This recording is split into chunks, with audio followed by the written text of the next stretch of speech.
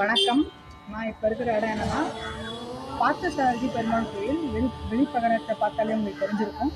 நான் இப்போ எதுக்கு இங்கே வந்திருக்கேன் அப்படின்னா, விஷ்ணுபதி புண்ணியகாலம்ன்றதுனால இங்கே வந்திருக்கேன்.